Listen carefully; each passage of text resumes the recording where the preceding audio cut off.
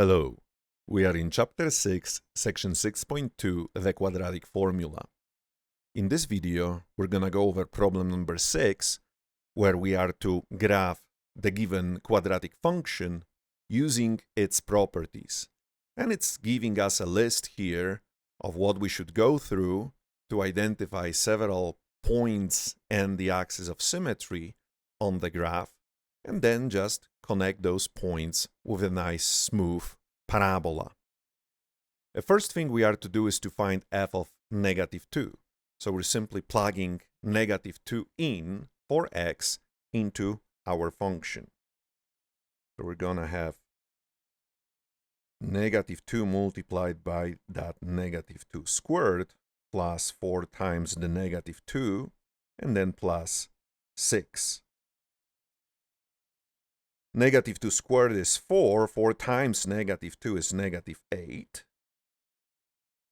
4 times -2 is -8 or -8, and adding a negative number is really subtracting, so it's -8.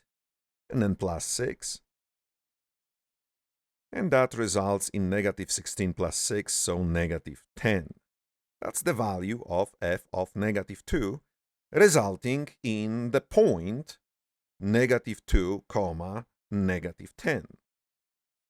So let's plot that point on our graph, and we will already have one point that the graph will have to go through. Second thing to find is the x-intercepts.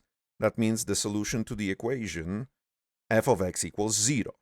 For that purpose, the best form of our quadratic function is the intercept form, where the leading coefficient is factored out, and then the rest is simply factored.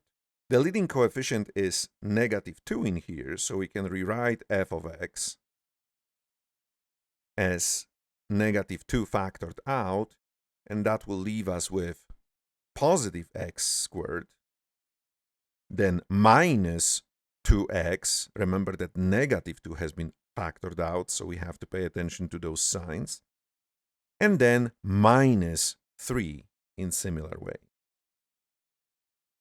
So from that point on, it's just a matter of factoring this trinomial x squared minus 2x minus 3, and since -3 splits as -3 times 1 and -3 plus 1 is -2, those will be the numbers that we will use in our factorization. So we have x minus 3 and x plus 1. Always check your factorization. Whether multiplied out and simplified, it results in the trinomial that you started with. So now that we have our intercept form, we can use the zero factor property to solve the equation f of x equals 0, because it really gives us -2 times the product of those two factors equals 0, and therefore x minus 3 must be equal to 0, resulting in x equals 3, and x plus 1 equals 0, which after subtracting 1 from both sides results in x equals -1. Of course, x-intercepts as points on the graph are points. That means they have two coordinates, and we found the x-coordinates. Obviously, the y-coordinates of the x-intercepts are always 0. So one of those x-intercepts is 3, 0, and the other one is -1, 0. We gained 2 more points on our graph, so let's plot those. The next thing on the list is the y-intercept. And the y-intercept is obtained by setting x equal to 0. So in case of a function, simply evaluating the function at x equals 0. Now, in our case, it's a polynomial function, so all the terms with the variable x, when 0 is plugged in for x, will result in 0, because anything multiplied by 0 is 0, and the sum of zeros is also a 0. So that will leave us only with that constant term 6, and f of 0 is 6. Therefore, the y-intercept, whose x-coordinate is 0, will have the y-coordinate of 6. And that's yet another point that we can plot to have more points on our graph. Next thing on the list is the vertex.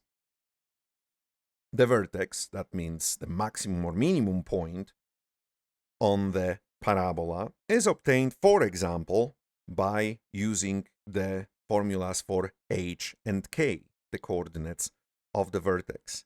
And the formula for h was minus b over 2a. And in our case, a is negative 2, b is 4, and c is 6. So minus b over 2a will be negative 4 divided by 2 times negative 2. 2 times negative 2 is also negative 4, and negative 4 divided by itself results in 1. So the x-coordinate of the vertex will be 1. The y-coordinate of the vertex, being a point on the graph of our function, will simply have the value of our function at the x-coordinate, which we already found to be 1. So we plug in 1 into our function, and f of 1 is equal to negative 2 times 1 squared plus 4 times 1 plus 6, which results in negative 2 plus 4, that's 2, plus 6, that's 8. So the y-coordinate of our vertex is 8. And that's the k that you know from the vertex form of our quadratic function.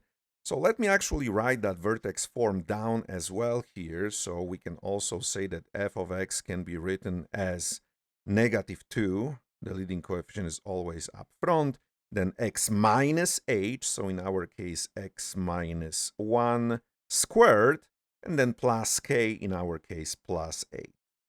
Vertex is obviously a point on the graph, so we plot it. Now we also acknowledge that the axis of symmetry of every parabola is the vertical line that goes through the vertex.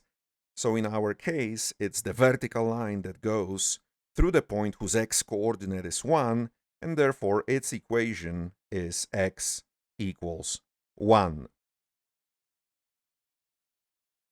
And that's our axis of symmetry of our parabola. And we have to recall that when we have the axis of symmetry and we have points only on one side of it, we can always use that symmetry to plot additional points on the other side of that axis of symmetry.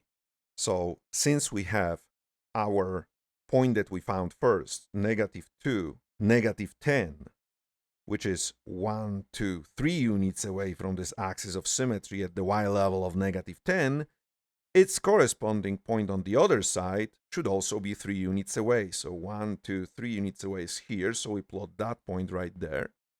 The x-intercepts are already symmetric to each other across our axis of symmetry, but we also have the y-intercept 0, 6, which is 1 unit away to the left of the axis of symmetry, so its corresponding point on the other side will be 1 unit away as well. So this point right here, which is 2, 6, will be another point on our parabola.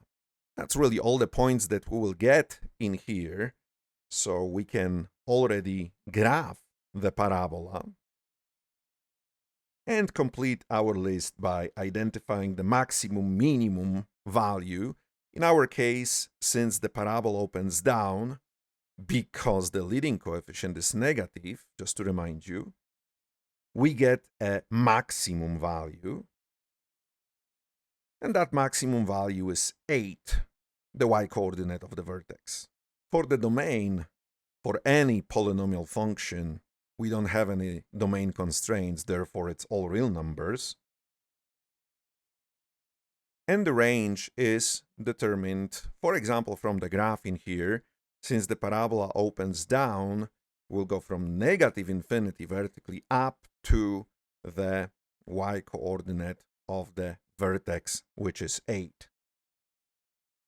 So from negative infinity up to 8. And since we have that vertex on the graph, and 8 is its y-coordinate, that 8 is in the range, so we have to have a bracket in here, a closed interval for the range. And that will complete this problem.